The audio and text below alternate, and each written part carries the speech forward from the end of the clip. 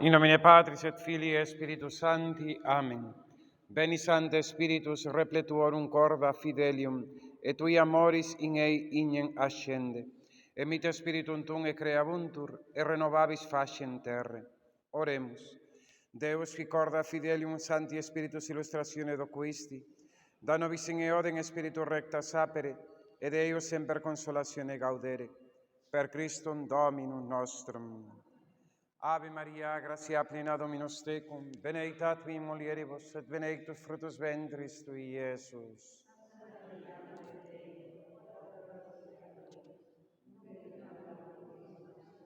Gloria Patri et Filio et Spiritui Sancto.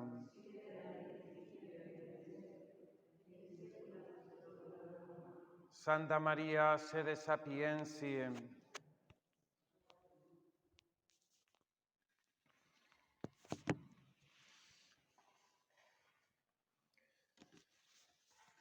Buenas tardes, pues después de haber pedido a Dios la gracia del Espíritu Santo para que ilumine nuestro entendimiento y mueva nuestro corazón a cumplir su voluntad, damos comienzo a esta primera plática de esta Semana Santa del año 2025. Por hacer así un poquito de resumen, recordáis que el año pasado nos fijamos en 4 personajes de la Pasión: Pedro, Judas, el buen ladrón y el mal ladrón. El año 2023 meditamos en los juicios del Señor: Anás, Caifás, Pilatos y Herodes. Anteriormente seguimos al padre Luis de la Puente para que nos instruyese en cómo meditar la Pasión, y en otras ocasiones hemos meditado también acerca de las 7 palabras del Señor.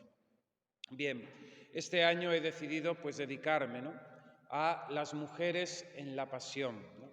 Ayer me escribía una persona cuando mandé el anuncio de las pláticas, del tema de las pláticas, como un poco sorprendida, como diciendo que todos son muy importantes, que nada de feminismo. Bien, no pretendo hacer una reivindicación feminista, no estamos en eso, ni es ahora el momento.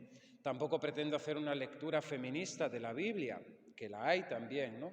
Hay un grupo de teólogas, ¿no?, que hacen una lectura feminista, si bien tienen algún aporte importante, ¿no?, o sorprendente, o que puede llamar la atención. No es tampoco la finalidad que yo tengo en estas pláticas de esta Semana Santa.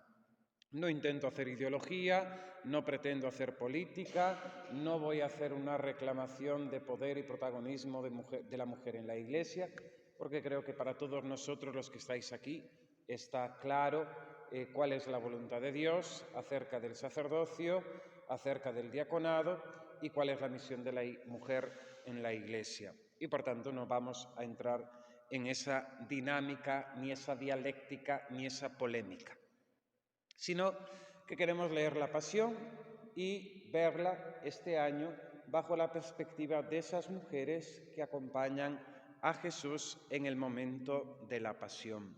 Son para nosotros, lógicamente, modelo de fe, modelo de discípulos, modelo de seguir a Jesús, de cómo seguir a Jesús. Normalmente en la Pasión vemos que son los hombres los que tienen el papel predominante, protagonista, ¿no? Aquellos que intervienen en la trama de la pasión y muerte del Señor, ya traicionando, como puede ser el apóstol Judas, y ya negando al Señor, el mismo apóstol San Pedro, el primer papa, negando al Señor 3 veces, ya huyendo el resto de los apóstoles, que se escabulleron ante el miedo que tenían, ya dirigiendo y realizando todo el proceso de apresar a Jesús, de juzgarlo, de maltratarlo, de condenarlo, de ejecutarlo, ¿no? Los soldados del templo, Anás, Caifás, los sumos sacerdotes, el Sanedrín, después Pilato, los soldados romanos, la compañía que lleva a Jesús hasta el Calvario, pues principalmente todos son varones, ¿no? Pero solamente hay unos cuantos varones, muy poquitos, que acompañan, se conduelan y se mantienen fieles a Jesús. El prototipo de todos ellos es Juan, el evangelista, ¿no? El joven virgen, discípulo del Señor, discípulo amado del Señor, que recostó su cabeza sobre el pecho del Señor y que es llevado al Calvario por María Santísima, ¿no? Aparece Cireneo, que en un principio es obligado a cargar la cruz, pero lógicamente lo hace con esa bondad y benevolencia, misericordia para con el condenado, y tenemos a aquellos dos que se van a encargar de la sepultura del Señor, José de Arimatea y Nicodemo, dos personajes principales de la sociedad judía de aquella Jerusalén que no tomaron parte en el proceso contra Jesús, no dieron su voto en favor de la condena. Y nadie más, y nadie más, ¿no? Y en cambio las mujeres permanecen fieles hasta la muerte del Señor, ¿no? Incluso velando su sepultura. Las mujeres en el Evangelio. Una audiencia del Papa Benedicto XVI destaca el papel de la mujer en el Evangelio. Aquí en la Iglesia del Salvador tenemos esa columna visigótica, que es el elemento más importante arquitectónicamente de la Iglesia, ¿no? Porque siempre en una iglesia lo más importante es Jesús sacramentado, el sagrario, ¿eh? Aunque hayamos convertido las iglesias en museos y nos debemos al Dios dinero, la iglesia está construida para Dios y el centro de la iglesia es el sagrario, ¿no? Costumbre detestable actual de arrinconar los sagrarios a un lado del presbiterio, en otro lugar, y no darle ese lugar principal que tienen, porque ahí es la presencia real, sustancial y verdadera de Jesucristo. Bien, para no irme por los cerros de Úbeda, la columna como elemento importante arquitectónicamente, si os fijáis, tiene 4 escenas, 4 grabados, ¿no? 4 esculturas en un primer plano, ¿no? Donde aparecen 4 escenas del Evangelio. Cuando hice teología del arte, no porque tenga yo una licenciatura, era del curso del bienio de teología y tenemos una asignatura que era teología del arte, no es que yo sea teólogo. Y nos mandaron a hacer un trabajo de una obra de arte cristiana y darle un poco de contenido, ¿no? Y el profesor mismo me dijo, pues tú haz la columna que tenéis allí en la iglesia. Y yo, pues sí, porque antes tenía el organillo ahí y la veía todos los días. Y pensando un poco acerca del misterio, ¿no? de esa columna, ¿no? ¿Por qué aparecen 4 escenas? Y por qué esas 4 escenas, que no todos son milagros, porque una es la resurrección de Lázaro, es cierto, otra la curación del ciego de nacimiento, es cierto, otra la curación de la hemorroísa, cierto, pero hay una 4ª escena que es la conversación de Jesús con la samaritana. Y me llamaba la atención ese par, ¿no? 2 hombres y 2 mujeres que se encuentran con Jesús. En una sociedad como era la sociedad visigoda, fundamentalmente guerrera, combatiente, y por tanto donde el predominio en la vida social la tenía el varón. Me llama la atención, lógicamente, que se representen 2 hombres y 2 mujeres, ¿no? Y creo que, lógicamente, se hizo con una intención catequética, ¿no? Donde Dios, nuestro Señor, creó al hombre y a la mujer con igual dignidad. Diferentes, pero con igual dignidad. Complementarios, pero con la misma dignidad, ¿no? Y ahí está representado, ¿no? Catequéticamente ante el pueblo que hombres y mujeres son salvados por Dios, ¿no? Que no hay acepción de personas, ¿no? Que no hay acepción de personas. No es cuestión de entrar en toda esta polémica de si machismos y feminismos y todas estas cosas, porque esto es ajeno a nuestra fe. Esto es ajeno a nuestra fe. Dios ha venido a salvarnos y ha venido a salvar al hombre y a la mujer. Bien, dice el Papa Benedicto XVI, como sabemos, Jesús escogió entre sus discípulos a 12 hombres como padres del nuevo Israel, para que estuvieran con él y para enviarlos a predicar. Este hecho es evidente, pero además de los 12, columnas de la Iglesia, padres del nuevo pueblo de Dios, fueron escogidas también otras muchas mujeres en el grupo de los discípulos. Los evangelios nos narran en diferentes ocasiones el trato de Jesús con las mujeres y cómo había algunas de ellas que seguían a Jesús. Brevemente podemos citar a Isabel, la prima de la Santísima Virgen, la profetisa Ana, que lo recibe junto a Simeón en el templo, Herodías, la mujer de Herodes, ¿no?, por la cual San Juan Bautista sufre el martirio, la mujer samaritana, ¿no?, que además nos dice el evangelista San Juan que los apóstoles se extrañan de que esté hablando con ella, porque no era costumbre y además porque era samaritana, que para los judíos eran despreciables, ¿no? Los consideraban herejes. La misma suegra de Pedro, ¿no?, a la que el Señor hace el milagro de curarla de aquellas fiebres, ¿no? A ella supongo que quedaría encantada, pero San Pedro no sé si estaría tan contento de que el Señor le hubiese curado a la suegra, ¿no? Es el chiste facilón del Evangelio. La mujer sirofenicia, la hemorroísa, aquella mujer enferma que andaba gastando en médicos, visitando todo y nadie le daba cura, ¿no? La viuda de Naín, que el Señor resucita a su hijo, la pecadora en casa de Simón, ¿no?, que realiza, lo leíamos esta semana, ¿no?, toda esa liturgia, ¿no?, de amor y de devoción a Jesucristo nuestro Señor antes de su pasión. Se nos nombra también a Juana, a Susana y otras mujeres que servían a Jesús y le ayudaban con sus bienes. María Magdalena, ¿no?, prototipo de discípula o discípulo. La misma hija de Jairo, que es resucitada por el Señor. La niña no está dormida, ¿no?, no está muerta, está dormida. María y Marta, ¿no?, que gozaron también de esa amistad del Señor, ¿no?, en aquella casa de Betania. El Señor pues iba a descansar, ¿no?, de sus tareas apostólicas. La mujer que aparece proclamando a María Santísima la bendita, ¿no?, por haber criado a sus pechos y llevado en su seno al Hijo de Dios. La mujer encorvada también, que es curada al tocar la fimbria del manto del Señor. Aparece también la criada, esa criada en la pasión del Señor, ¿no?, que reconoce a Pedro como uno de sus discípulos, ¿no? Bien, Jesús menciona también a la mujer y la menciona en sus enseñanzas, ¿no?, como parte de sus parábolas.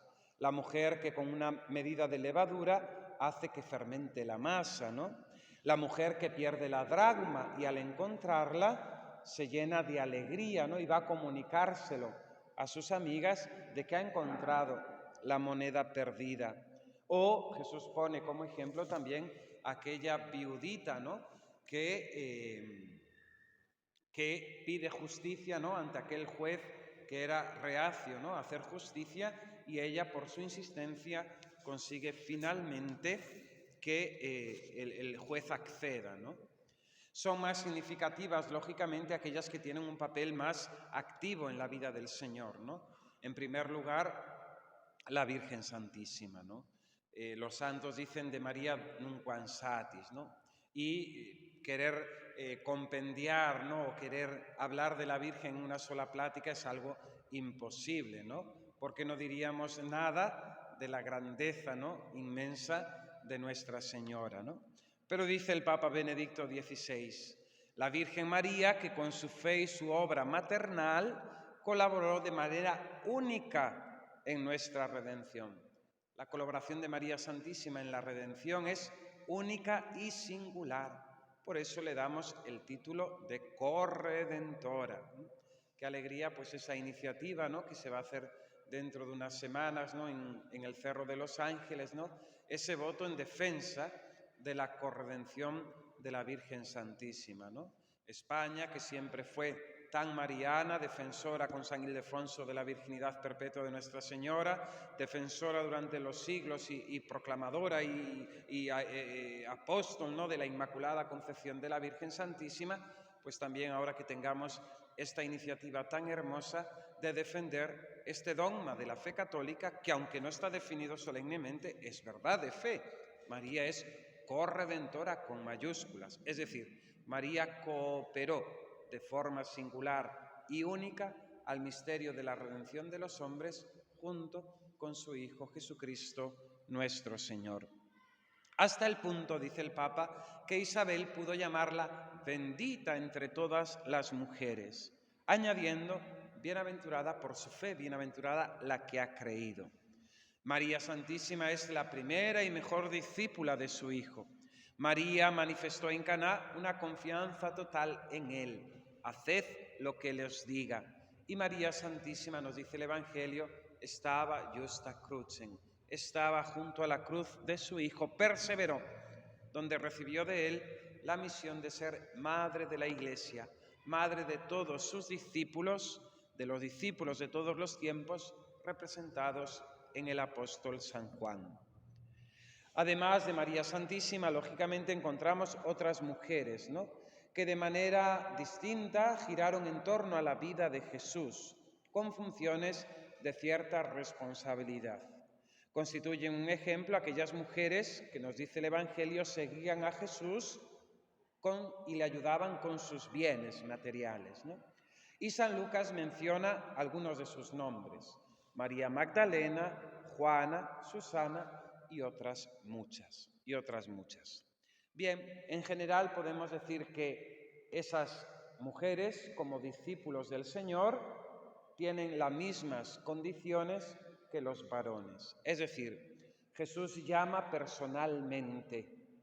La llamada de Dios siempre es una llamada personal a cada uno de nosotros, de diferentes formas, en diferentes momentos, pero Dios siempre tiene un trato personal con nosotros.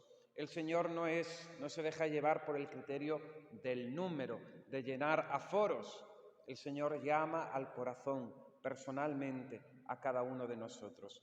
Nos llamó a la fe por nuestros padres que nos dieron el bautismo, y a lo largo de nuestra vida el Señor sigue llamando, ¿no?, a que le amemos y a que nos entreguemos a Él, ¿no?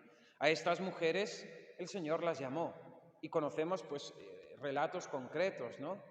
Aquella mujer pecadora que iba a ser apedreada y que se convierte, ¿no?, en discípula del Señor. La misma María Magdalena, si la identificamos con esa mujer pecadora, pero la que nos dice el Evangelio, de la que el Señor sacó 7 demonios, ¿no? Y María persevera al pie de la cruz y es la primera en ir al sepulcro, ¿no? Bien, para que las elige, como a los apóstoles y como a los varones, el Señor las elige para estar con Él, ¿no?, para estar con Él. Y así estas mujeres acompañaban a Jesús, le servían, le ayudaban, escuchaban sus palabras, ¿no? Hermosísima es la escena de estas dos hermanas, ¿no?, que manifiestan esas dos facetas de nuestra vida, ¿no? El activismo por un lado, ¿no?, pero también la contemplación, ¿no? Aquella Marta que se desvive por atender a Jesús, ¿no?, pero aquella María también que a los pies de Jesús se deleita, ¿no?, de escuchar al Maestro aquellas palabras que son espíritu y vida, ¿no?, para estar con el Señor. El tercer rasgo es el vínculo a Jesús, esa unión con Él, esa comunión con Él. Dios, ¿para qué nos llama? Para hacernos amigos suyos, para que estemos con Él, para que Él sea el centro de nuestra vida, ¿no?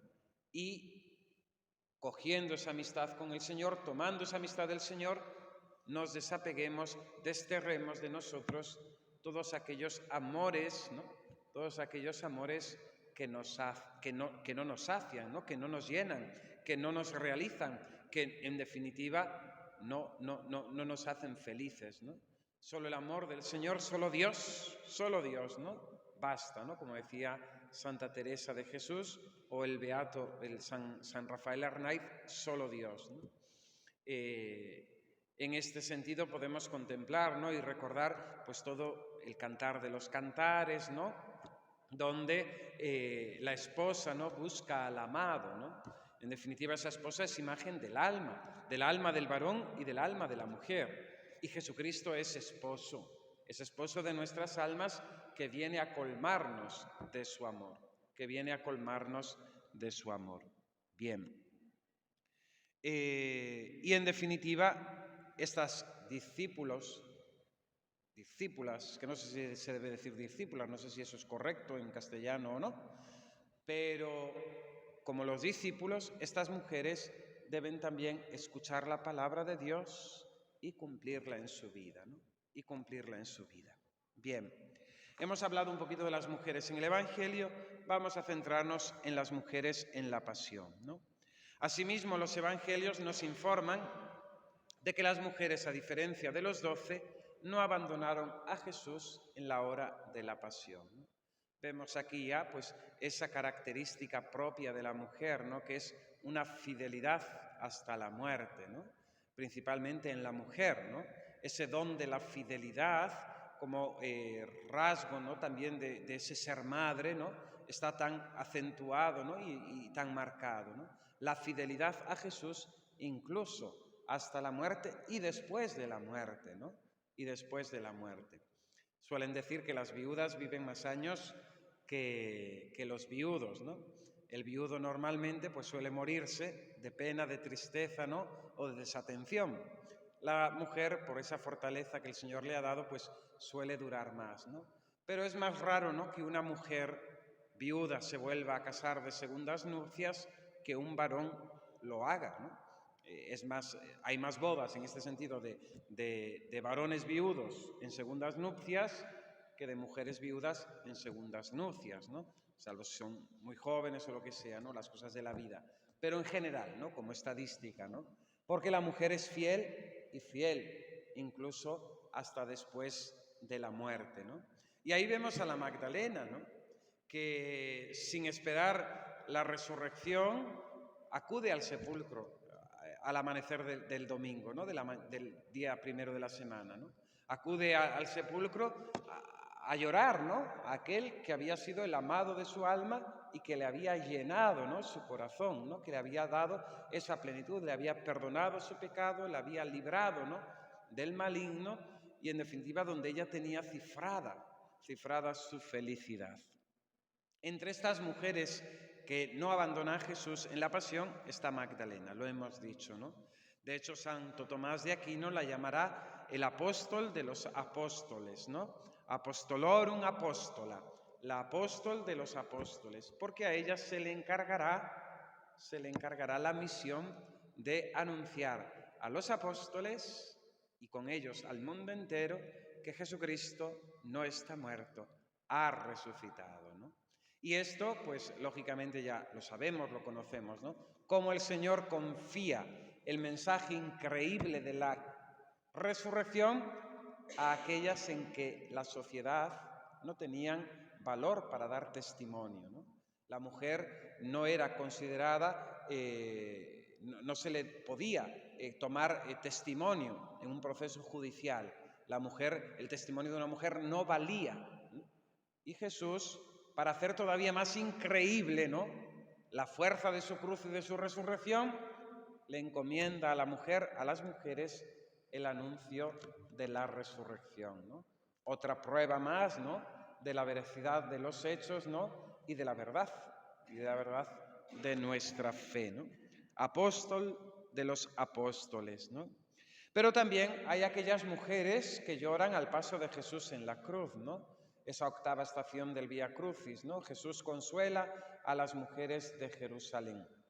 Un grupo de mujeres piadosas que habían escuchado a Jesús, que le habían seguido, o quizás de aquellas que se dedicaban simplemente a socorrer y con piedad ayudar a los condenados a muerte, ¿no? Una asociación de mujeres piadosas que ayudaban a aquellos que iban a morir de pena capital, ¿no?, que eran condenados a muerte y les asistían, ¿no?, en esos mismos momentos, ¿no?, finales de su vida, ¿no? Aquella mujer de la sexta estación, ¿no?, que si bien los evangelios no nos dicen nada, que si bien pues los historiadores y exegetas dicen que es una figura que no existió, ¿no?, la Verónica, a mí es una estación que me encanta. La Verónica limpia el rostro de Jesús, ¿no? Esa mujer que ante esa masa, esa turba, ¿no?, de gente que como leones rugientes rondando devorar a Cristo, ¿no?, como esa jauría de mastines, ¿no?, que dice el Salmo, ¿no?, que rodeaban al justo, al crucificado, ¿no?, sale en defensa del Señor y tiene ese gesto de compasión hermosísimo, ¿no?, de limpiar el rostro, ¿no? Recuerda ese gesto materno, ¿no? De la madre que ve a su niño lleno de chocolate y lo primero que hace es limpiarle, ¿no? O cuando el niño viene de jugar o si se cae, ¿no? La madre lo primero que hace es limpiarle, ¿no? Esa Verónica es magnífica, ¿no? Existiera o no existiera, para mí ha existido, ¿eh? Y me da mucha devoción que haya existido, ¿no? Y por tanto, mientras no me demuestren que no exista, cuando me declaren un documento, pues lo creeré, ¿no? Pero a mí me da mucha devoción, está en el Vía Crucis y creo que la consideración de la valentía, ¿no? de la falta de respetos humanos de esa mujer me parece preciosa, ¿no? Y sobre todo en estos tiempos, ¿no? Donde tanta vergüenza tenemos de manifestarnos como católicos, ¿no? Hay también mujeres que lloran al paso de Cristo en la cruz y aquellas que están junto a la Virgen en el Calvario, ¿no? Nos lo dice el Evangelio de San Juan. Junto a la cruz de Jesús estaban su madre, la hermana de su madre, María la de Cleofás y María la de Magdalena. Y María la Magdalena. Era de Magdala. Es la santa más dulce, la Magdalena, porque tiene nombre de pastel. Bien, y en el Evangelio de San Mateo aparece una mujer misteriosa, que también pues ha dado, ¿no? para escribir, ¿no? y para imaginar y soñar, ¿no? Y es la mujer de Poncio Pilato. Solamente aparece en el Evangelio de San Mateo. Mujer de Pilato que en medio del proceso judicial a Jesús, del proceso romano, manda un recado a su marido, porque ha soñado terriblemente y ha sufrido mucho en el sueño con él. Bien, a esta mujer le llama la tradición que nos ha llegado, ¿no? por los evangelios apócrifos, ¿no? Prócula Claudia, ¿no? Una nota importante acerca de los evangelios apócrifos. En la Sagrada Escritura tenemos 4 evangelios canónicos: Mateo, Marcos, Juan y Lucas. ¿Los evangelios apócrifos que no están en la Biblia son mentira? No son mentira, no todos son mentira. Hay mucha literatura apócrifa, ya antes de Jesús en el judaísmo y después del cristianismo también en esos primeros siglos hay mucha literatura apócrifa. Apócrifa no significa falsa, sino que está escrita bajo un nombre que no es el nombre del autor auténtico, ¿no? Es decir, pues hay un protoevangelio de Santiago. Se le adjudica un texto a un autor conocido como es Santiago, pero hay dudas muy serias de que el autor sea verdaderamente este apóstol, ¿no? Por ejemplo, ¿no? Entonces, hay mucha literatura. Hay alguna de ella, de esta literatura apócrifa, que es gnóstica. Esa literatura gnóstica la rechazamos. ¿Por qué? Porque no está conforme a nuestra fe cristiana. Hay otra literatura apócrifa que podríamos llamar literatura devocional piadosa, ¿no? Que viene a enriquecer, a complementar pues, esa curiosidad que tenemos las personas humanas acerca de ciertos hechos, ¿no? Por ejemplo, hay los evangelios de la infancia, ¿no? Donde nos relatan cosas de Jesús. Hay cosas que son más creíbles que otras, ¿no? Recuerdo haber leído un episodio de un evangelio apócrifo de la infancia del Señor, ¿no? Que decía que el Señor estaba jugando con unos amiguitos allí en Nazaret y no sé qué cosa le hicieron, ¿no? Que el niño Jesús le dijo, pues ahora caeros muertos. Y los niños se murieron. Lógicamente me parece impropio, no tiene, ¿no? Otro así más anecdótico, ¿no? Es que el Señor, estando jugando con barro, ¿no? Hace unos pajaritos, le sopla y esos pajaritos vuelven a la vida. Bueno, son historietas, en este caso poco creíbles, ¿no? Pero después hay otros datos, ¿no? Que nos aportan otros evangelios, otros escritos apócrifos buenos, que son a tener en cuenta, por lo menos, a tener en cuenta.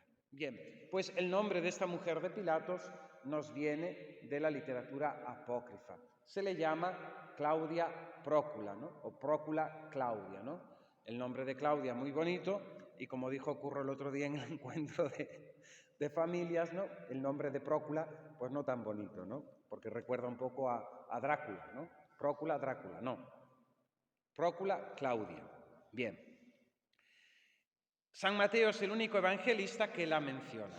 Cuando Pilatos busca la forma de librar a Jesús y presentando la opción de que había ese privilegio judío por el impuesto que pagaban, ¿no? De mantener su religión y sus costumbres, sus órganos de gobierno, había ese derecho que tenían de remisión de un condenado por la fiesta de Pascua. Una vez al año, el pueblo judío podía pedir la liberación de un preso suyo. Pilato se acuerda de ello y, estando tan cercana a la fiesta de las Pascuas, en vísperas, como intento para librar a Jesús, quiere utilizar el favor del pueblo, a ver si este pueblo que ha reconocido en Jesús, pues eso, un bienhechor, que ha hecho milagros, que ha predicado, un hombre bueno y justo, a ver si por el voto de la gente libera a Jesús, ¿no? Fijaos que democráticamente fue crucificado Jesús, ¿no? Por tanto, como que la democracia no es un buen criterio, ¿no?, de gobierno. La democracia tal y como la entendemos, si la practicamos, no es buen criterio, ¿no? Porque la masa se deja alterar por los líderes, ¿no? Y aquellos sumos sacerdotes y principales del pueblo azuzaron al pueblo, ¿no? A ese pueblo que hoy cantaba Hosanna, bendito el que viene en nombre del Señor, el Rey de los cielos, es el mismo pueblo que en el pretorio, ante Poncio Pilatos, gritan crucifícale, crucifícale, azuzado por los principales del pueblo, ¿no? Principales del pueblo. Y esto se repite, y lo vemos, y lo vemos. Por eso el criterio de la mayoría no es un criterio de verdad, no es un criterio de buen gobierno, no es un criterio de racionalidad, ni autenticidad, ni de qué es lo mejor, aunque nos quieran vender la moto de que sí, de que estamos en la mejor época de la historia y que nuestra forma de vivir es la mejor de todas y que los anteriores, los antiguos, eran medio tontos y nosotros somos los listos. Bueno, los hechos están ahí. Bien, por la fiesta el gobernador solía liberar a un preso, el que la gente quisiera. Tenía entonces un preso famoso llamado Barrabás. Cuando la gente acudió a Pilato, ¿a quién queréis que os suelte? ¿A Barrabás o a Jesús, que llaman el Mesías? Pues sabía que se lo habían entregado por envidia. Y mientras estaba sentado en el tribunal, su mujer le mandó a decir: atención, no te metas con ese justo, porque esta noche he sufrido mucho soñando con él. Prócula envía un recado a su esposo para que no se complique en el caso de aquel justo, porque ha sufrido mucho aquella noche en sueños. Es decir, tuvo pesadillas, estuvo angustiada. Es una experiencia que hemos tenido todos y que tenemos, ¿no? A veces pues sueños que nos parecen muy reales e incluso cuando nos despertamos no sabemos si ha sido verdad o ha sido mentira, ¿no? Bien, aquella mujer tuvo estas pesadillas, ¿no? Y se levantó angustiada, ¿no? Ningún otro evangelista, ni San Lucas, ni San Marcos, ni San Juan, dan noticia, ¿no?, de esta mujer de Poncio Pilato. No era algo común en la sociedad romana que la esposa de un gobernante, de una persona con un relieve y con un cargo tan importante en el imperio, se atreviese, ¿no?, a meterse en los asuntos políticos de su marido, ¿no? No era algo habitual, no era algo que se concebía como habitual. Recordad el caso de la reina Esther, ¿verdad?, que cada vez solamente podía acudir a presencia del rey cuando ésta la llamaba, ¿no? Cuando pronuncian ese edicto, ¿no?, o dictan esa sentencia, ¿no?, de muerte para todo el pueblo de Israel, ¿no?, su tío Mardoqueo le pide, ¿no?, que vaya y que interceda por su pueblo ante el rey. Y ella dice: ¿cómo voy a atreverme yo a presentarme delante del rey sin que él me llame, ¿no? El rey la había tomado como esposa, pero no tenía acceso a él de forma, vamos a decir, sin ser llamada por él, ¿no? Y ella se expone, ¿no?, se expone a ser repudiada y rechazada por el rey, incluso condenada a muerte, presentándose ante él para interceder por su pueblo, ¿no? Por eso la reina Esther es imagen de la Virgen Santísima, ¿no?, que intercede, ¿no?, como omnipotencia suplicante por nosotros, sus hijos, ¿no? No era habitual que una mujer se metiese en los asuntos de su marido, ¿no? No era habitual, pero todos sabemos cómo es la mujer, ¿no?, que donde no se mete se tiene que meter, ¿no? Entonces, en este caso, esta mujer, movida por ese sueño tan tormentoso, acude, ¿no?, y manda su recado a su esposo, ¿no? Como las que estáis casadas, lo haríais con vuestros esposos o lo hacéis cotidianamente, porque la forma de ser de la mujer es así, ¿no? Dios os ha hecho así y ya está, ¿no? Bien. El hecho es que una mujer pagana fue capaz de darse cuenta de que Jesús de Nazaret era inocente, era un hombre justo y no tiene por qué morir crucificado, ¿no? Este podemos decir que es el hecho objetivo, ¿no?, que nos revela este dato del evangelista San Mateo, ¿no? Aquella mujer pagana que no tenía la fe judía, no tenía la fe cristiana todavía, intercede por Jesús de Nazaret, de quien sabe, porque ha oído, porque ha soñado, porque ha intuido que es justo, ¿no?, que no tiene culpa y no merece la pena de muerte, ¿no? Una de las distintas tradiciones transmitida a través de los evangelios apócrifos llama a esta mujer Claudia Procla o Prócula, considerándola prosélita o simpatizante del judaísmo, ¿no? Leíamos también ayer en el evangelio, ¿no?, cómo unos prosélitos griegos piden a Felipe, ¿no?, si no me equivoco, el hablar con Jesús, ¿no?, con Jesús. Dentro de aquel judaísmo del siglo I, ¿no?, había paganos, porque los judíos desde la diáspora se habían extendido a diferentes lugares del imperio, que habían conocido la religión judía y que estaban en ese ambiente, ¿no?, de fe, de esperanza de un Mesías, etc., ¿no? Dicen estos evangelios apócrifos que Claudia podía ser un poco, pues eso, simpatizante, cercana, ¿no?, al judaísmo, ¿no? Posteriormente se considera que se convirtió a la fe cristiana. ¿Cuál fue el motivo por que ella intervino? Si no era habitual, si era un caso pues que tampoco le tenía mucho, naturalmente pues como romana podía tener cierto desprecio, ¿no?, hacia los judíos, que siempre habían dado mucha lata, ¿no?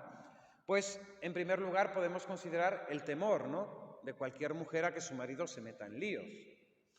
Pepe, no te metas ahí. Pepe, no hagas caso. Pepe, no vayas.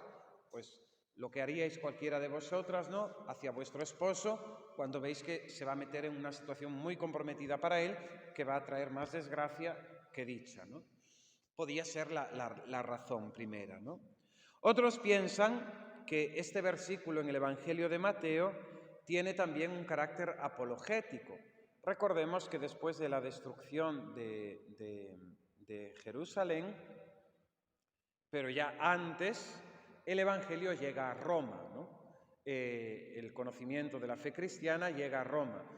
Datamos al apóstol San Pablo en torno a los años 50, su martirio en el año 62-64, dice, dependiendo los cálculos, es decir, en los años 60 del primer siglo, en Roma ya había una comunidad cristiana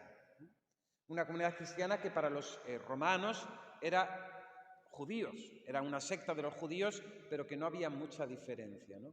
Pero que en ese sentido puede verse en este versículo como una defensa del cristianismo, ¿no?, de que Jesús de Nazaret no era un revolucionario, no era un alterado que quería ir en contra como los judíos, en contra de los romanos, ¿no?, porque en esa época hubo muchas revueltas en los judíos que querían rebelarse, ¿no?, contra el poder invasor romano, ¿no?, porque eran infieles y porque lógicamente ellos eran el pueblo elegido y tenían que gozar de la libertad, ¿no? Jesús no era un subversivo, no era un rebelde, no era un fanático, ¿no? Y podemos ver por eso también pues como una defensa, ¿no?, del cristianismo ante el mundo romano, ¿no? Pero también tenemos que entender el Evangelio de San Mateo, ¿no? Y el Evangelio de San Mateo comienza en su principio en los misterios de la Navidad del Señor, presentándonos unos hombres venidos del Oriente, que no eran del pueblo judío, que ante el misterio de un niño nacido en un portal, lo adoran como Rey, como Mesías y como Salvador, ofreciéndole esos dones preciosos, porque ellos van a adorar al Rey de Israel. Aquellos magos de Oriente, celebramos la fiesta, el día de la Epifanía, son la primicia, ¿no?, de las naciones, es decir, de aquellos que no eran parte del pueblo judío, en venir a la fe. Claudia Prócula, romana, también podía formar parte, ¿no?, de esas primicias del paganismo que se convertirían a la fe, porque también en el mismo Evangelio de San Mateo, se termina con una confesión de fe. Aquel centurión que traspasa, ¿no?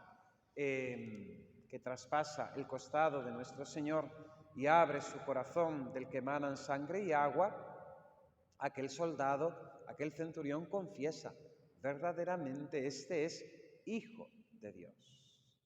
Aquello que el pueblo elegido no confiesan es un blasfemo.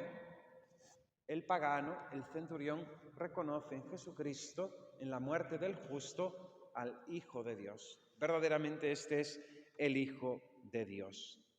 Esta mujer ha sufrido. Ese sueño ha sido muy perturbador y no ve claro, quizás no haya entendido completamente todo el misterio que encierra la persona de Jesús de Nazaret. No defiende positivamente a Jesús, porque una mujer cuando quiere defender algo usa uñas y lo que haga falta, ¿no? Pero manda su recado, ¿no? Desea sobre todo que su marido no se comprometa con este asunto. Dice de Jesús que es justo, con un acento de temor respetuoso. No olvidemos que el pueblo romano y el pueblo griego, siendo paganos, pero tenían ese sentimiento religioso propio del ser humano y tenían también pues ese respeto, ¿no?, ante la manifestación de lo sagrado, de lo misterioso, ¿no? Es cierto que no llama a Jesús justo, como se nos dice de San José que era justo, ¿no? El sentido bíblico de la palabra justo y el sentido justo de virtud de la justicia, ¿no?, que no tiene delito, ¿no? La palabra de justo en la Biblia significa santo, ¿no?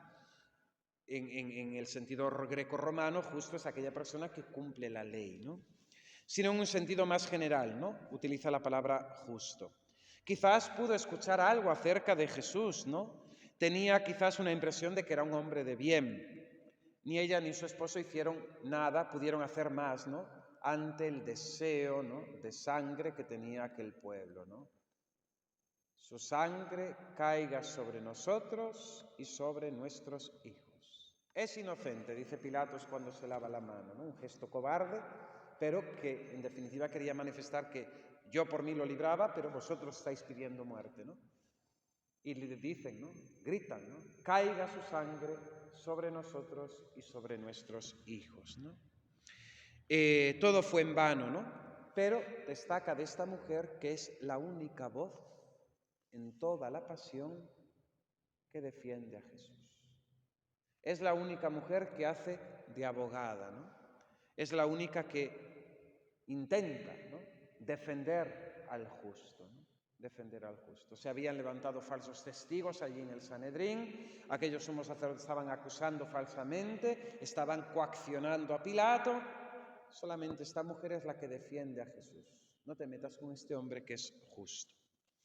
Claudia Prócula es reconocida como santa en algunas iglesias orientales, ortodoxas más concretamente, ¿no?, al igual que Poncio Pilatos. Nos llama un poco la atención a nosotros, pero estos cristianos ortodoxos la veneran como santa y como mártir, ¿no?, junto también con Poncio Pilato, ¿no?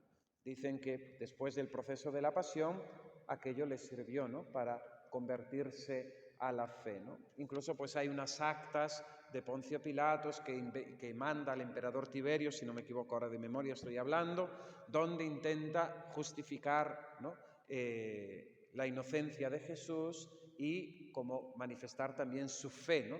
Y por eso también cae en desgracia y finalmente pues muere desgraciadamente. Los primeros autores cristianos, como Tertuliano, afirman que Pilato envió un informe exculpatorio sobre Jesús al emperador Tiberio. Perdón, estaba aquí anotado, pensé que estaba.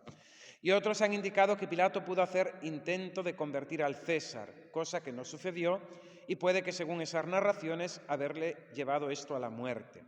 Su esposa, Claudia Prócula, según algunas tradiciones, bien pudo ser una cristiana conversa, tal y como fueron Juana, la mujer de Cusa, intendente de Herodes, o Popea Sabina, mujer de Nerón, que muy probablemente fuese prosélita judía. Bien, ¿qué nos enseña la historia de esta mujer en la pasión del Señor? ¿Qué podemos entrever, ¿no?, en medio de todo este relato de Prócula Claudia y esa pequeña intervención, muy pequeña, ya veis que son un versículo, ¿no?, en el Evangelio de San Mateo, ¿no? Pues primero vemos a este Dios que se revela, este Dios que se da a conocer e incluso misteriosamente se revela a través de los sueños, ¿no? De los sueños. Mi madre sueña mucho y le gusta interpretar los sueños, ¿no? Y le da vueltas, ¿no? Y a veces me pregunta a mí, ¿qué significará esto? Y digo, bueno, pues nada, son sueños, ¿no? Pero si leemos la Sagrada Escritura y vamos a los casos de la Escritura, vemos cómo Dios se ha revelado a través de los sueños, ¿no? Podemos recordar a José, ¿no? el José de Egipto, ¿no? El hijo de Jacob, que tiene aquellos sueños, ¿no? Que hacen que sus hermanos pues le cojan más tirria, envidia y decidan, pues eso, deshacerse de él, ¿no? El mismo Faraón sueña aquello de las vacas flacas, las espigas gordas, etcétera, ¿no? Y José interpreta el sueño, ¿no? El mismo profeta Daniel sueña e interpreta, el mismo profeta Daniel interpreta los sueños del rey, ¿no? Esos sueños que aquellos sabios y entendidos y magos no sabían descifrar, y Daniel los revela, ¿no? Da a conocer su sentido. Y nuestro San José bendito, ¿no? El hombre de los sueños, ¿no? El Señor se le revela siempre en sueños. A la Virgen Santísima se le apareció San Gabriel a anunciarle el misterio. San José recibe su misión y los diferentes avisos en los sueños, ¿no? En los sueños. Verdaderamente maravilloso que el ángel enviado por Dios a José para comunicarle sus disposiciones lo encontraba siempre dormido. Hay quienes dicen que el momento del sueño fue elegido a propósito por el Espíritu de Dios para hacerle comprender la excelente virtud de San José, apareciéndosele de una manera más rara y gloriosa que a los demás santos, y poniendo y manifestando también la grandeza de San José, que obedece a aquello que recibe en los sueños. Hay también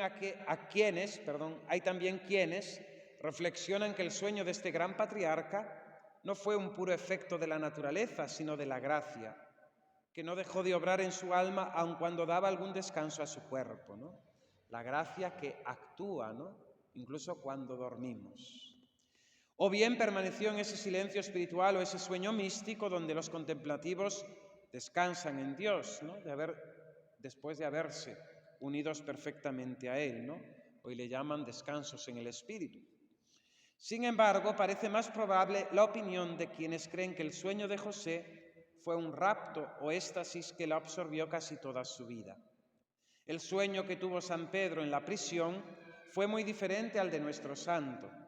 Para que Pedro abriera los ojos y se despertase, fue necesario que el ángel del Señor le tocase, lo despertase del sueño. En cambio, cada vez que hablaba con José, el ángel enviado por Dios se le aparecía mientras dormía. Le bastaba presentarse, anunciarle las disposiciones divinas para ser inmediatamente reconocido, respetado, escuchado y obedecido. Porque este gran santo, en quien las funciones de la naturaleza no impedían en lo más mínimo las operaciones de la gracia, tenía un sueño que podría llamarse más éxtasis que sueño, por lo cual fue muy fácil para José escuchar a un ángel al mismo tiempo que su mente estaba ocupada con aquel Dios que lo enviaba, pudiendo decir también aquello de la Sagrada Escritura: yo duermo, pero mi corazón está despierto. Tal debió ser, según San Crisóstomo, el bienaventurado San José, y tal era en realidad, pues mientras sus sentidos externos estaban ocupados con los importantes asuntos que se le habían confiado, su corazón descansaba en Dios, después de haber sido elevado por el favor de la contemplación sobre toda la creación. San José, su alma, ¿no? Estaba en Dios continuamente, y entonces incluso en cuanto descansaba, su alma permanecía en Dios, ¿no? Duermo, pero mi corazón está en vela. Bien, pues esos sueños y esas voces de Dios, que a veces con cosas que no nos sabemos explicar bien, que incluso la teología ve con cierta, vamos a decir, reticencia, ¿no? Por no caer en supersticiones, pero Dios habla, Dios toca, ¿no? El otro día una señora me decía, ¿no?, que cuando ella fue a Fátima la primera vez, ¿no?, estaba lloviendo tremendamente, ¿no?, una tormenta terrible, rezaron el rosario de la noche, como es habitualmente allí, y justo en el momento que se terminó el rosario, se paró, se pudo hacer la procesión y una vez la Virgen otra vez en la capeliña, volvió a llover terriblemente, ¿no? Y dice aquella mujer, aquello me impresionó tantísimo que para mí pues es una voz de Dios, ¿no? De que Dios existe y de que Dios obra, ¿no? Son cosas muy sencillas. Para los escépticos y para aquellos que son incrédulos, tonterías, casualidades, ¿no? Yo recuerdo, porque estaba también allí en Fátima, ¿no? Cuando fue el traslado de los restos mortales de Sor Lucía, ¿no? Que era un día terrible de lluvia y de tormenta, ¿no? Y en cambio, cuando llegó el ataúd con los restos de Sor Lucía, ¿no? Se calmó la lluvia, se pudo celebrar la Santa Misa, se le dio sepultura y después continuó la lluvia, ¿no? Son cosas, pues, que ya digo, que pueden verse como casualidad, como tonterías, con falta de relevancia, pero ahí están, ¿no? Y para muchas personas esas cosas pequeñas son voces de Dios, ¿no? Bien, tenemos que abrir el oído, ¿no? Y tenemos que estar despiertos, nos dice Jesús, a los signos de los tiempos, ¿no? Cuando veis las yemas de la higuera brotar, ¿no? Sabéis que el verano está cerca, ¿no? Pues también nosotros tenemos que pedir al Señor, al Espíritu Santo, que nos avive los sentidos, ¿no? Más que los físicos, los intelectuales, los del alma, para comprender, para ver los signos de nuestro tiempo, ¿no? Y conforme a eso, vivir, ¿no? Y no hay que ser muy listo, ¿no? Los signos son muy malos, por tanto hay que ser más que nunca amigos de Dios, ¿no? Hay que ser más que nunca amigos de Dios, ¿no? Terrible lo que ha acontecido en estas 2 semanas, ¿no? En 2 estadios de fútbol, uno en Alemania, otro en Sevilla, ¿no? Donde una invocación pública a Satanás, la proyección del anagrama satánico, un despliegue, ¿no? de una imagen del diablo, ¿no? Algo que aconteció también aquí en el centro que era una iglesia, no me acuerdo ahora el nombre, San Vicente, en el mes yo creo que fue en el Puente de Todos los Santos, también proyectaron sobre la cúpula de la iglesia, por dentro, mientras había algo de música o no sé qué había allí, una imagen de Satanás. Me lo mandó un amigo de Zaragoza. Fijaos, y me dice, José Manuel, ¿qué está pasando? Porque esto es en Toledo, me lo acaba de mandar un amigo que está allí. Digo, pues no lo sé, pero ahí está, ¿no? Recordáis la inauguración de los Juegos Olímpicos, recordáis el tema de Eurovisión, es decir, cómo cada vez Satanás está dando más la cara, se está haciendo más público, y no seáis ingenuos, despertaos ante los signos, no seáis ingenuos, son inconscientes, no saben lo que hacen, están de broma. Habrá gente que esté de broma, tontos que estén de broma, pero quien programa, quien hace todo eso, no está de broma, ¿no? Satanás actúa, Satanás obra, Satanás tiene sus apóstoles, sus discípulos, sus sacerdotes y trabajan para conquistar almas, ¿eh? La invocación que hicieron en Alemania, realmente es la oración que hicieron a Satanás, es terrible, ¿no?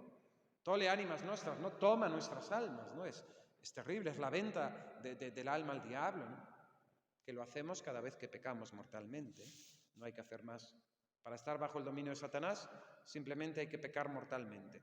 Porque en la vida de la gracia no hay término medio, ¿eh? Ni hay barrera de contención, vamos a decir, como en la Plaza de Toros. O estamos con Cristo o contra Cristo, es decir, con Satanás. O estamos en gracia, en amistad con Dios, o estamos en pecado. No vale el término, yo soy bueno. No voy a misa, pero soy bueno. No, o estamos en gracia o estamos en pecado. En el mundo podemos mantenernos, ¿no? sin mojarnos, ¿no? Podemos mantener una posición intermedia, una posición, vamos a decir, que no nos involucre. Pero en el mundo real de lo sobrenatural, en el mundo de lo espiritual, de la gracia, o Dios o contra Dios, o gracia o pecado, o amigos de Dios o enemigos de Dios.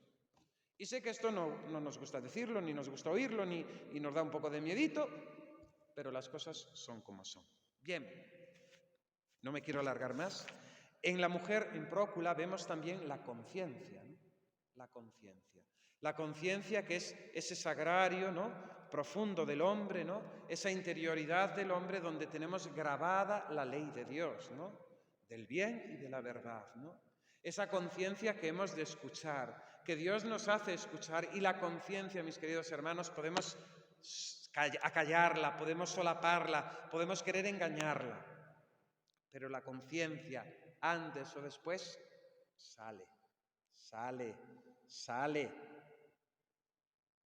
Podemos querer eso, atontarla y silenciarla, pero la conciencia, esa ley de Dios grabada en nuestro interior, en nuestra alma, en nuestro corazón, antes o después nos denuncia, antes o después sale a la palestra, antes o después nos habla, ¿no? Se ha visto siempre desde la teología católica la conciencia como una voz de Dios, ¿no? Tenemos al ángel de la guarda, ¿no? El ángel de la guarda que Dios nos envía y que nos anuncia, que nos avisa, que nos señala, que nos instruye. Resistir a la voz de la conciencia es resistir a Dios, ¿no? En ese sentido no podemos olvidar que la conciencia debe estar formada. La conciencia debe estar formada. Y hoy en día, tristemente, se padece la deformación de las conciencias, ¿no? La inversión del mal en bien, del error en verdad. Eso es lo que tenemos hoy en día en nuestra sociedad, ¿no? La conciencia hay que formarla rectamente. ¿Y cómo se forma la conciencia rectamente? Siguiendo los dictados de la razón, la inteligencia, que para eso nos ha dado, no los sentimientos, de la razón, que para eso tenemos una cabeza, ¿no? Decía un cura, no para lucir peinado ni poner sombrero, sino para pensar, para conocer. Y la razón nos lleva a la realidad, a las cosas tal y como son. Y nosotros como cristianos, lógicamente, mediante también la fe y la revelación, ¿no? Obrar en conciencia, ¿no? 3 son las normas generales que debe seguir siempre la conciencia.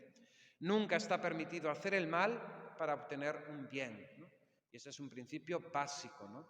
Nunca está permitido hacer el mal para conseguir un bien, ¿no?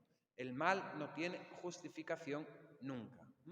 Fijaos que si cometiendo un pecado pudiésemos salvar al mundo entero de una desgracia,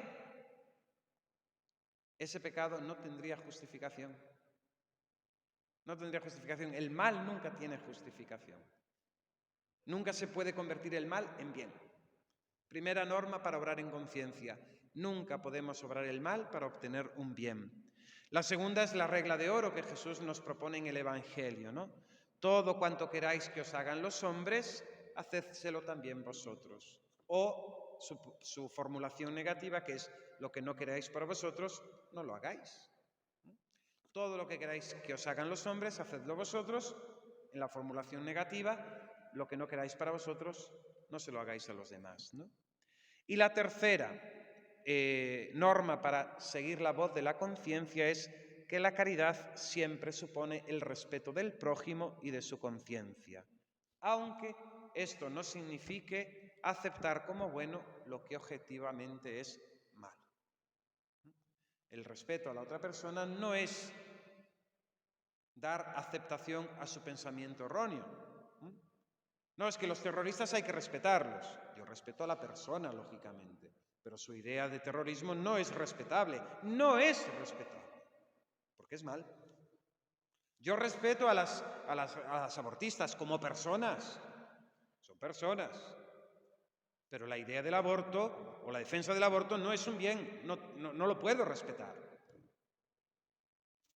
Atención, porque en estas cosas después la forma de pensamiento que se nos infunde en la sociedad, ¿no? Pues es ¿no? Hay que respetar. No, hay cosas que no son respetables.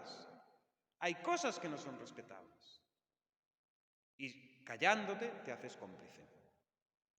Bien, otra cosa de la que nos habla Prócula Claudia es la gracia previniente. ¿Qué es eso? La gracia previniente, ¿no? Dios nos primerea, ¿no? Dios siempre nos antecede. Dios siempre nos ha amado primero para que nosotros le amemos, ¿no? Pues la gracia, que es la asistencia del Espíritu Santo para nuestra justificación y santificación, siempre en el proceso de la conversión, incluso esos primeros movimientos, es a esto lo que llamamos gracia previniente, vienen de Dios nuestro Señor, ¿no?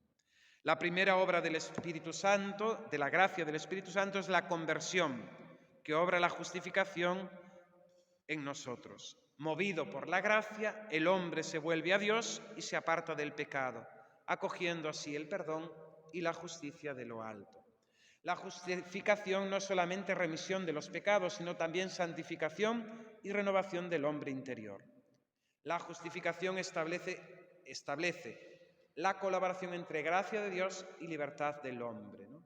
Por parte del hombre se expresa en el asentimiento a la fe, a la palabra de Dios que lo invita a la conversión y a la cooperación a esa gracia previniente impulsada del Espíritu Santo que nos mueve, ¿no?, a la fe, ¿no? Dice el Concilio de Trento: cuando Dios toca el corazón del hombre mediante la iluminación del Espíritu Santo, el hombre no está sin hacer nada en absoluto al recibir aquella inspiración, puesto que puede también rechazarla, y sin embargo, sin la gracia de Dios tampoco puede dirigirse por su voluntad libre hacia la justicia delante de Él, ¿no? Esas gracias previnientes que Dios concede a los hombres, ¿no?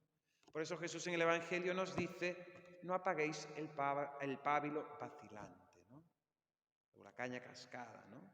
Es decir, que a veces nuestra intransigencia, nuestra intolerancia nos lleva muchas veces a apagar pábilos vacilantes y a quebrar la caña que está cascada, ¿no? Cuando Dios, a lo mejor a través de ese pábilo vacilante, a través de esa caña cascada, hace el milagro de la conversión, ¿no? Entonces, en ese sentido, tenemos que tener esa prudencia, ¿no? Y esa prudencia de que Dios tiene sus pasos, sus tiempos, sus modos, y a veces a algunas almas Dios aprovecha por ciertos toques que a nosotros nos dicen: pero es que no cumple todo como es que no es así, es que solamente viene a esto. Bueno, tú deja, Dios actúa. No espantes, ¿no? Ni apagues esa llama que Dios está encendiendo, ¿no? Porque Dios tiene sus modos, ¿no? Pero claro, como nos entrometemos en todo y queremos gobernarlo todo, dejemos a Dios ser Dios y nosotros lo nuestro, ¿no? Entonces, esa gracia previniente, ¿no?, que Dios concede, ¿no?, que fue lo que recibió esta mujer en sueños, ¿no?, también. Sí, realmente se cumplió pues eso que la tradición nos manifiesta y el culto de estas iglesias ortodoxas tienen, ¿no?, que la consideran santa, ¿no?, porque a través de aquello Dios la llamó, ¿no?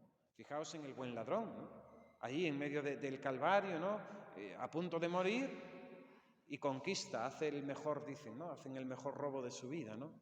Roba de Jesucristo el perdón, la misericordia y el cielo, ¿no? Dios tiene sus modos, sus formas, ¿no? Bien. De esta mujer, Prócula Claudia, vemos también la disposición que la mujer tiene, ¿no?, por las características que Dios le ha dado en su psicología, por su vocación esponsal y su vocación materna. La maternidad, lo propio de la mujer es ser madre, porque para eso Dios la ha creado, para ser madre, esposa y madre. Pues Dios le ha concedido, ¿no?, pues esos dones, esas cualidades, esas disposiciones para la vida de fe, ¿no?, para el culto de Dios, para la religión, ¿no?, para la religión. Tenemos el elogio de la mujer en el libro de los Proverbios, número 31, ¿no?, y podemos leer o citar, ¿no?, un texto de San José María Escrivá. La mujer está llamada a llevar la familia, a la sociedad, a la Iglesia, algo característico que le es propio y que solo ella puede dar. ¿Qué es lo que la mujer solamente puede dar ella? Su delicada ternura, su generosidad incansable, su amor por lo concreto, su agudeza de ingenio, su capacidad de intuición, su piedad profunda y sencilla, su tenacidad. No me digáis que al leer estas palabras no os viene a la imagen vuestra madre. ¿Qué es lo que la mujer puede aportar, ¿no?, a la familia, a la sociedad, a la Iglesia? Su ternura, su generosidad, su amor, su agudeza, su capacidad de intuición, su piedad profunda, su tenacidad. La feminidad no es auténtica si no se advierte la hermosura de esta aportación insustituible y no la incorpora a la propia vida. Para cumplir esta misión, la mujer ha de desarrollar su propia personalidad, sin dejarse llevar de un ingenuo espíritu de imitación, el querer ser como el hombre. Es ir contra Dios. Que no, mujer, que tú eres mujer, y que Dios te ha hecho mujer, y que lo grande de ti es que eres mujer, no porque llegues a presidenta del gobierno, ni tengas cargos, ni no sé cuánto, ni ganes más que tu marido, eres más. Tú eres mujer y tu feminidad se realiza en esa maternidad y en esa responsabilidad. Que tienes la desgracia de tener que trabajar, es una desgracia, tener que trabajar fuera de casa, porque tienes que trabajar fuera de casa y en la tuya, y tienes que atender a tu esposo y a tus hijos por el trabajo y aguantar a un jefe o a una jefa pedante. Tienes la desgracia de trabajar, pero que lo que te realiza como mujer es ser esposa y es ser madre. Sé que esto no es políticamente correcto, que me llevarían ahora a la cárcel y estaría preso, ¿no? Pero esto es lo que se desprende de la misma racionalidad, de la misma razón, es decir, del ser de las cosas y de la revelación, ¿no? De la fe, ¿no? Bien. Está en todo esto también, ¿no? El drama de la mujer, ¿no? El drama de la corrupción de la mujer, ¿no? Ya no me dio tiempo a buscar más y a preparar, ¿no? Pero recuerdo haber leído en su momento, ¿no? Textos de la masonería donde se proyectaba, planeaba todo el tema de la corrupción de la mujer. Como dice ese adagio, ¿no? La corrupción de lo óptimo es lo peor, ¿no? Si Dios os ha hecho superiores a los varones, en inteligencia, en capacidad, en perseverancia, en tenacidad, es decir, en tantas virtudes, la corrupción de lo mejor es lo peor. La corrupción de la mujer cae en lo más bajo, a lo que el hombre incluso corrompido no llega. Y eso todo un plan destructor satánico de inversión de las cosas y de que, lógicamente, corrompida la mujer, no hay salvación para el varón, no hay salvación para la familia y la misma sociedad está como está, ¿no? Lo vemos pues, en todo este tema del feminismo, de la ideología de género, etc., ¿no? Y finalmente, termino porque ya es la hora de vísperas y me alargué mucho. En Claudia Prócula vemos el deber de defender al pobre, al perseguido injustamente, ¿no? Ella grita, ¿no?, contra el inocente que iba a ser condenado, ¿no? Es un grito que no tiene poder, ¿no?, que no triunfó, ¿no? Un grito que va a ser, vamos a decir, acallado, ¿no? Pero cumplió con su misión, ¿no? Es cierto que esas voces diabólicas, demoníacas, ¿no?, de los dirigentes y de los corruptos del pueblo judío, ¿no?, se impusieron. Incluso el respeto humano, el temor de aquel hombre, de su esposo, ¿no?, por perder el poder político, por problemas, vamos a decir, de revueltas y tal, no hicieron caso, ¿no? Pero ella cumplió con su deber, ¿no? Y la mujer en ese sentido tiene también, vamos a decir, una cierta percepción, ¿no?, fácil, ¿no?, de la injusticia, ¿no?, y de luchar contra ella, ¿no?, y de manifestarla, ¿no?, de no callarse, ¿no?, y de que hemos de defender, ¿no?, al pobre y al indefenso, ¿no?, al pobre y al indefenso, al inocente injustamente acusado. Pues todo esto nos enseña, ¿no?, esta mujer, ¿no?, Prócula Claudia, ¿no?, que es muy poquito lo que nos dice el Evangelio, un versículo, pero fijaros todo lo que podemos desprender de ello, ¿no?, de esas voces de Dios, de la conciencia, de Dios que nos habla también y que nos concede esas gracias previnientes y esa enseñanza también a vivir, las que sois mujeres, lógicamente, vuestra vocación de esposas y madres, ¿no? Y esa maternidad que se extiende, no solamente al ámbito de la familia, ¿no?, sino que siempre una mujer, ¿no?, pues extiende esa maternidad en la Iglesia, ¿no?, hacia todos los hombres, ¿no?, participando de esa maternidad espiritual de María Santísima sobre toda la Iglesia.